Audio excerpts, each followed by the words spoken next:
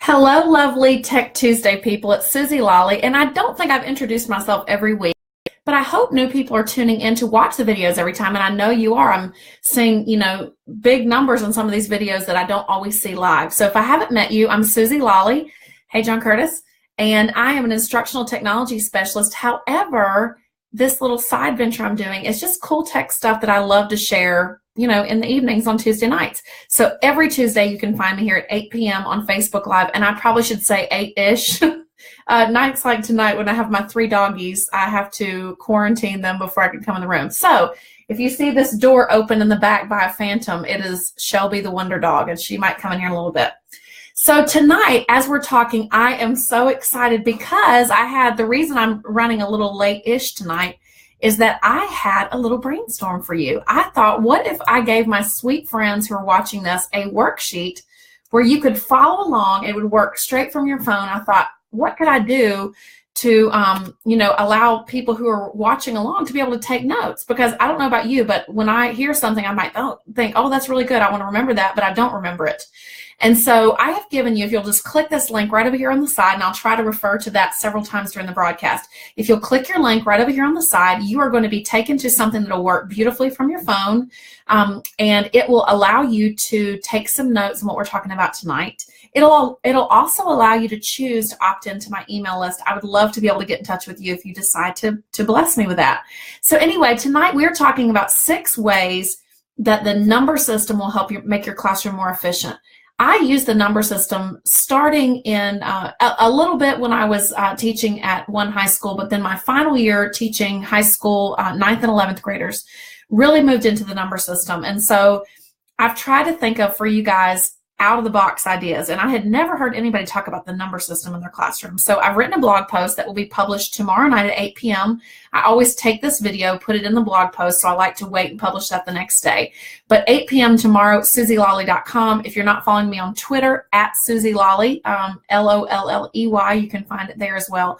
And I also have a podcast. So if you are a fan of podcasts, I know that I love to listen on the way to work in the morning to different, teacher podcasts, also entrepreneur podcasts. I've talked about them on here before.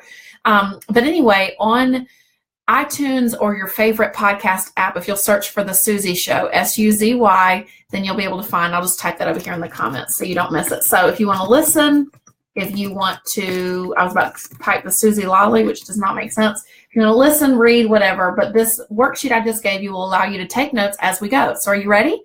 I've got 6 ways that numbers can make your classroom more efficient. And I want to start by saying, as an 11-year middle and high school teacher, there was so much stress. Parents, the grading. And when I said that I taught English, if you're an English teacher, feel free to give me a shout out over here in the comments, because you know that our grading load was insane in the membrane.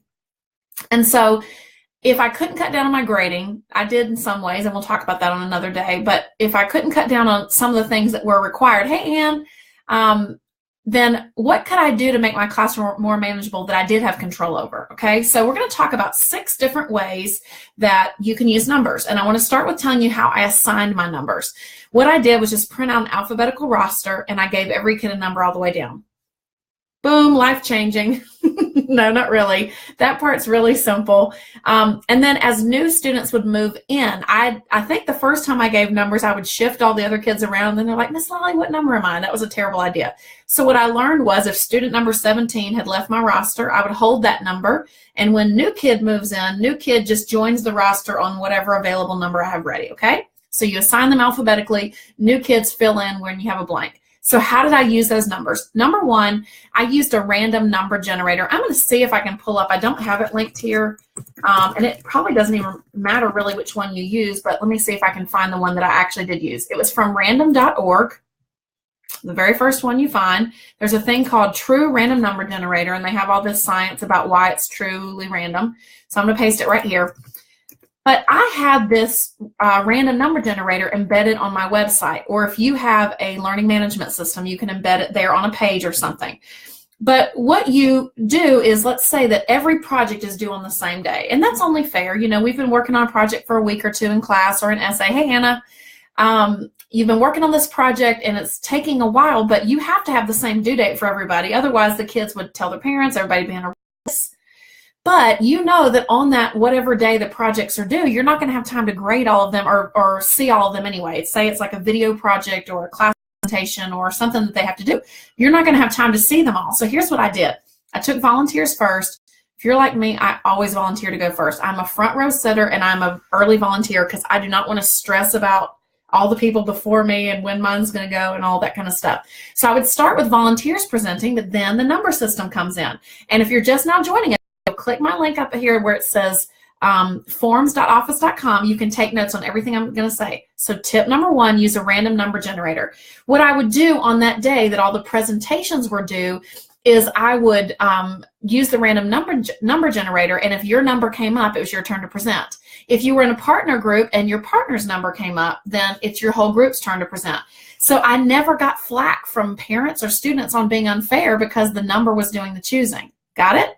Tip number 2, did you get your form yet? Go up here, click the link, get your form because you're ready for tip number 2. Tip number 2 for the number system is to have students take their own attendance. True story. I will not say her last name, although it's not an insult to her at all. At my when I taught middle school, there was a sweet, sweet lady who was our registrar in the office. And every morning during homeroom, I would have 50 8th graders, not really, okay, 20-something, gathered around my desk, telling me stuff, bringing me a note, have to do this, have to do that, I'm mad, you're good, but, you know, just all talking to me. And I would hear this sweet voice over the intercom. She'd say, Miss Lolley, did you forget to take attendance? And I'd be like, oh my gosh, I'm doing it right now. And I'm going to tell you the truth. There were times even after she called me that I forgot again to take attendance. This is a terrible situation. When you're a teacher, I would say that taking attendance is probably one of those things that could get you fired if you don't do it, right? So at that middle school, I only had to take attendance once a day.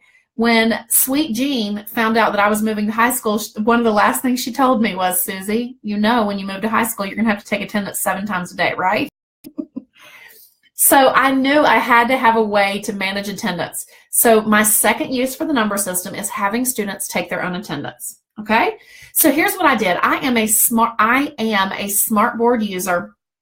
And if you visit my blog post, I have a resource there for you that I'm not sharing on the video. You have to actually go to the blog. But what I did was I created a Smart Notebook file, but the same thing would work with a PowerPoint document. Smart Notebook's just what I had because we had smart boards in our high school classrooms. I created a 2-column file. Okay, so here are my 2 columns. On the left side, which one's left for you guys? This one? Okay.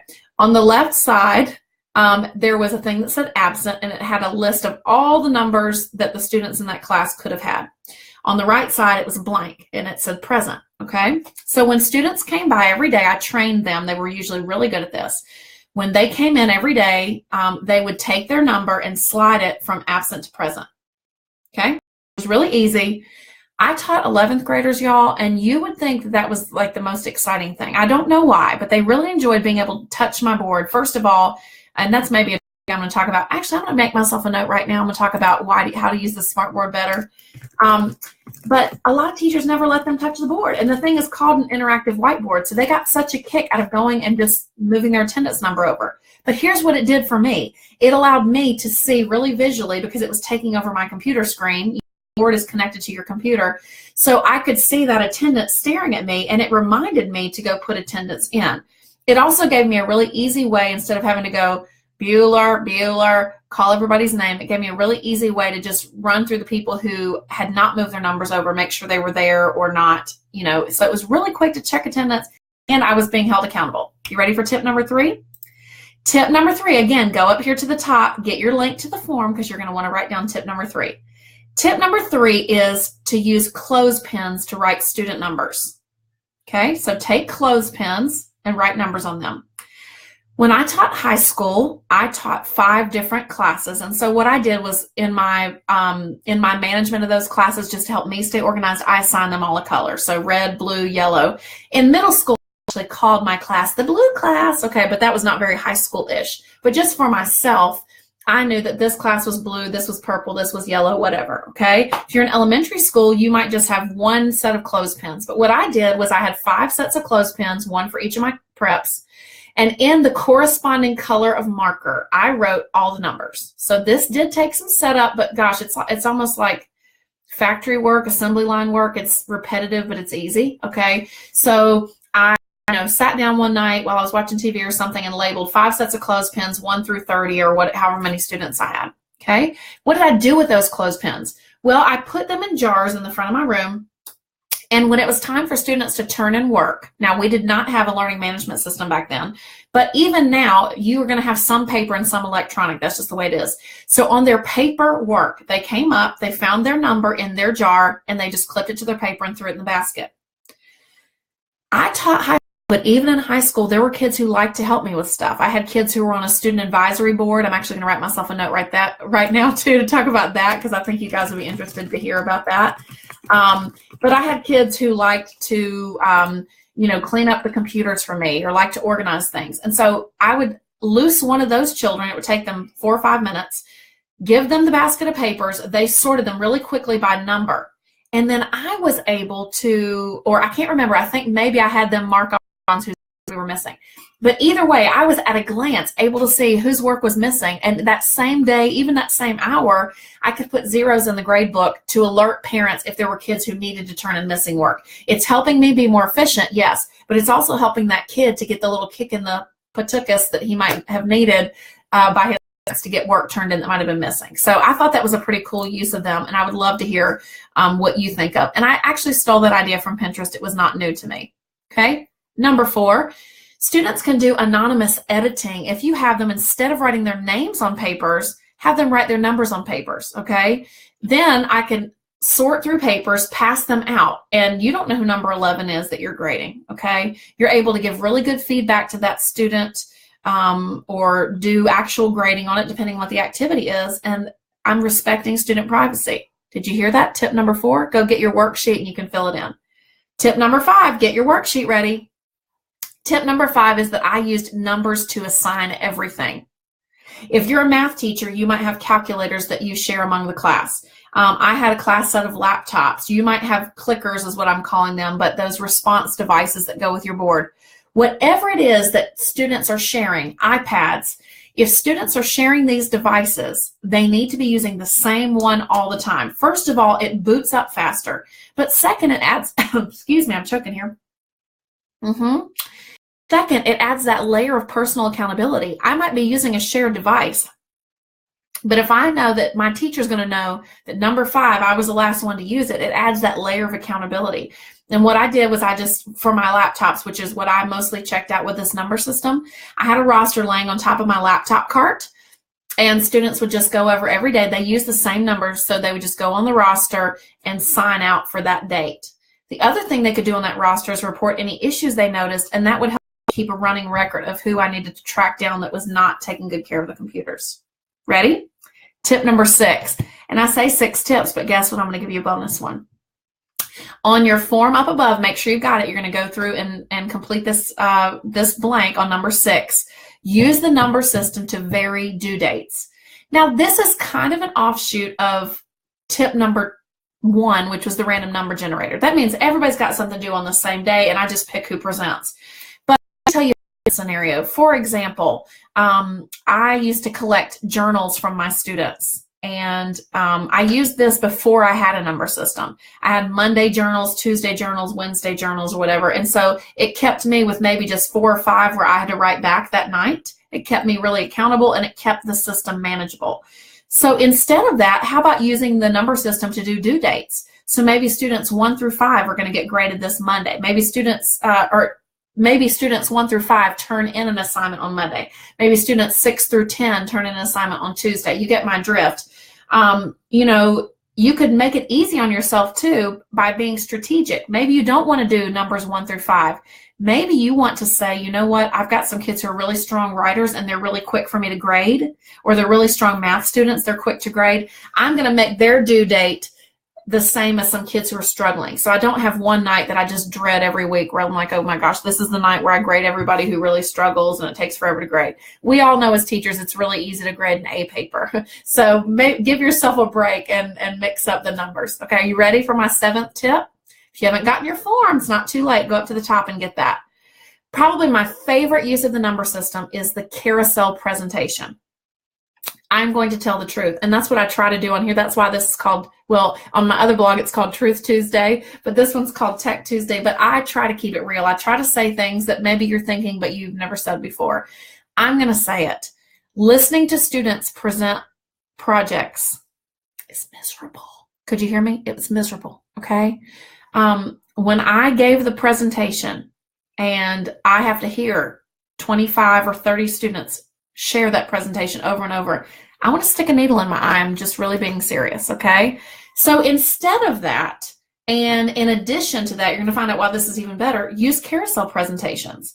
So take students 1 through 5, group them together, put them in a little place in the classroom, okay? The last time I did this at one of my high schools, I actually had a teacher across the way who was not using his classroom. He was on planning in that period at that time. So I was even able to send my groups to some different places. And these were 11th graders, so you have to know your audience. But I was able to spread them out. And so group 1 through 5 only had to listen to 4 other presentations. I'm number 1, and well, we know that. I'm just kidding. I'm number 1, and I would listen to 2 through 5. 2 would listen to 1, and then 3 through 5. You get it. So they're all listening to each other's presentations. Here's what's great about that. 2 awesome things. Number 1, they're getting authentic feedback. Okay. They're getting feedback from their peers, which we've talked about before on here, is crucial. If they just hear from you and it's just for grade, they're like, okay, why do I even care about this? But if they hear from their peers, they come alive. Number 2, here's your little sneaky thing, and my 11th graders never figured this out. I don't feel bad about it, but I think probably some teachers would feel that this was bad. You decide. I report, you decide, okay? But I took my rubric, and instead of leaving the numbers on it, so this was the same rubric they had when they were getting ready for the project, but what I did was I removed all the numbers, so all the things that looked like a grade. And what students did was, as they listened to the other people in their group, I actually turned it into, at that time, a Google form. I wasn't using Microsoft, but you could use a Microsoft form. I turned the same rubric into a digital form. So kids from their phones were giving feedback, or if they didn't have a phone, I could give them paper, were giving feedback to the other students. What they were really doing, y'all, is grading it for me, okay? Here's how I did it. If all the students that were in, because I didn't hear all the presentations, I was kind of circulating, but I wasn't able to hear all 30 if they were going at the same time. So what I did was, based on that feedback, which was the rubric, I just made sure that all of them kind of agreed on how the kid did. If they did, I put the numbers back on it, at least in my mind, stuck that grade in the grade book. If I noticed there was a big discrepancy, then of course I had the kids turn in their work to me. So I went back and looked at that kid's work and kind of decided what they needed. But y'all, they were giving more feedback than I would have been giving, and they were doing the grading for me. It's awesome. So I hope that helps you. 6 uses for the number system. And remember, there's a form right above. I'm going to copy the link one more time and put it down at the bottom. And if you did not get it, this is your digital worksheet.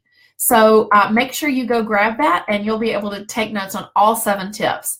Thanks, guys. I'll see you next Tuesday. And in the meantime, come over to my blog, SuzyLolley.com, tomorrow night at 8 p.m., or go ahead and follow it now, and then you're going to get those in your inbox. Take care, guys.